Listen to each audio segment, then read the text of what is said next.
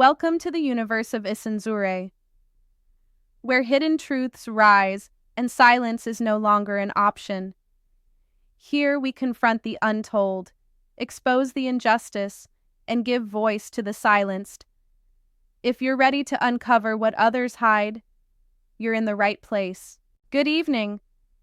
In a damning new report, Human Rights Watch has exposed a grim underworld behind Rwanda's polished international image, one of secret prisons, enforced disappearances, and systematic torture. Tonight, we take you inside this disturbing reality.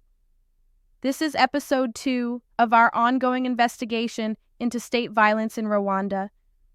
Viewer discretion is advised.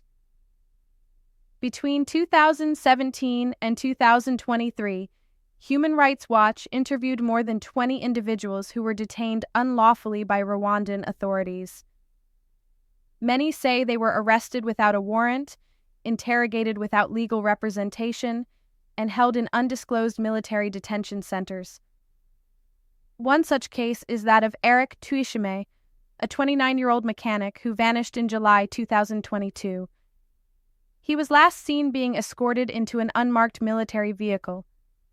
Since then, no contact, no charges, no explanation. His case is one of many. Most of the victims were taken to what are described as safe houses, secret military compounds like the notorious Kami military barracks in Kigali. Once inside, survivors report being held in pitch-black, unsanitary cells for weeks, sometimes months, with no access to legal aid or even sunlight. One victim, Jean-Claude Habimana, described being beaten with cables, starved, and electrocuted. In his words, "Every night I prayed to die." But they wanted information, not corpses. Yet. Many of these operations are reportedly conducted by the Directorate of Military Intelligence, operating under the Rwanda Defense Forces. Victims say they were accused of collaborating with political opponents, leaking information to foreign entities, or simply criticizing the government on social media. One university student, Aimable Niyonzima, was detained for liking a critical Facebook post. He was held for 3 months without trial. Despite such serious allegations, Rwanda remains a favorite of many Western governments. It receives millions in foreign aid and continues to lead peacekeeping missions abroad. Human rights experts say this diplomatic favoritism has allowed the Rwandan government to operate with near-total impunity. HRW's lead researcher stated, "What we are seeing is a pattern of state-sponsored terror against its own people, disguised as national security." In response, Human Rights Watch is calling for immediate action.